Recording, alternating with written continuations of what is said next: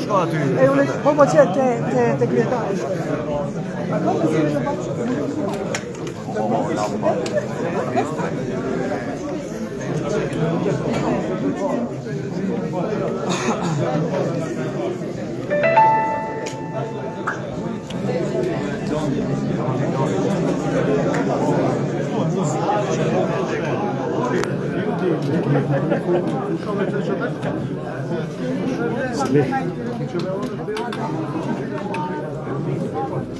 A pse ma lëvizje? A pse ma hoqë?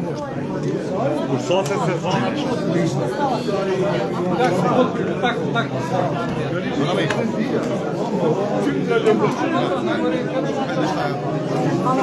Come fa?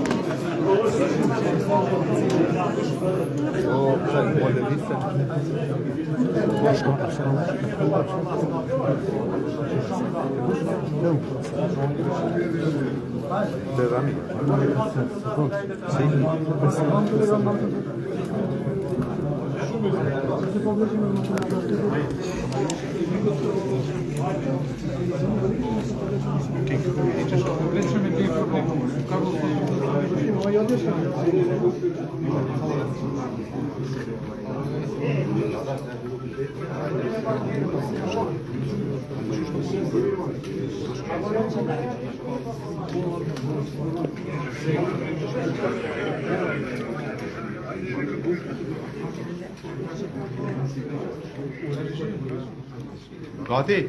Može?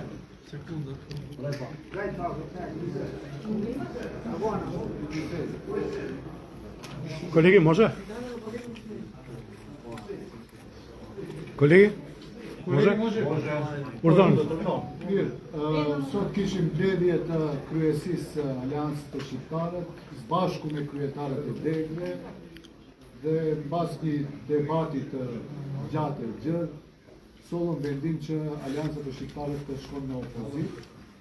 Aleanca për Shqiptarët krenarisht tregon se vitin e kaluar, bashku me partitë e Vlenit, arritëm që ta sjellim ndryshim apo rotacionin politik të shqiptarët, po ky ndryshim fatkeqësisht konstatimi ynë është se nuk është ai ndryshim që e premtuam, po vetëm një zaventësi.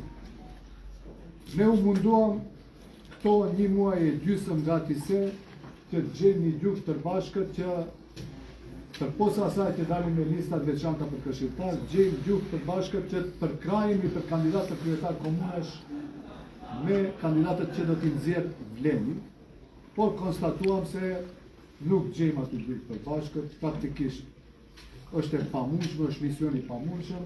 Aleanca për Shqiptarët kur nuk ka besim të ndërsjellë mes partive të koalicionit me një qeveri, dhe kur ka dyshime e konspiracioni, nuk i mbetet gjë, përveç që mos jetë pjesë e atyre dyshimeve dhe konspiracioneve.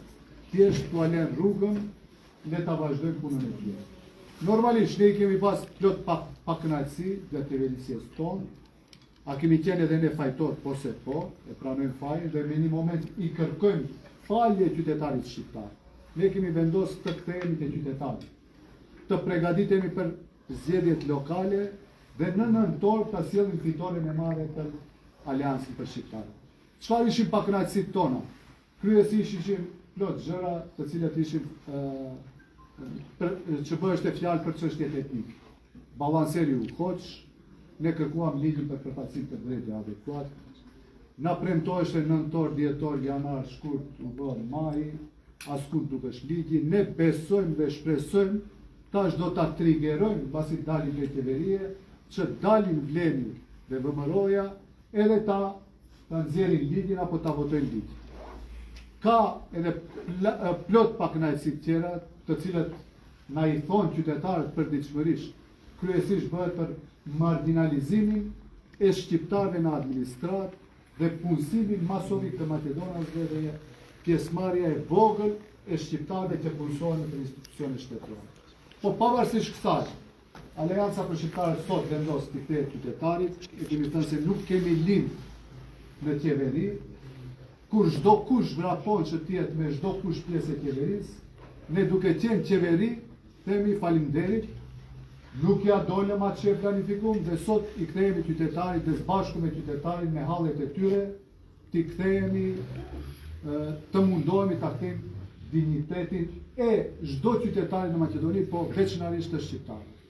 Kështu që nuk më mbetet tjetër gjë, veç dua të them se është vendim unahim, Alianca për Shqiptarët është unike, vazhdojmë me krijimin e shtabeve dhe me organizimin ton për zgjedhjet lokale që do të bëhen në tetor, ku jam shumë i sigurt se Alianca për Shqiptarët do të bën rezultat të jashtëzakonshëm si asnjëherë më parë. Faleminderit.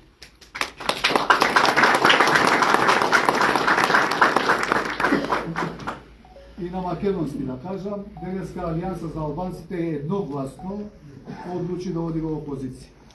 Беше состанок на председателите на ограноците, на многу функционери на Алијанса за Албанците, на кое што констатиравме дека минатата година со гордост ја донесовме промената во албанскиот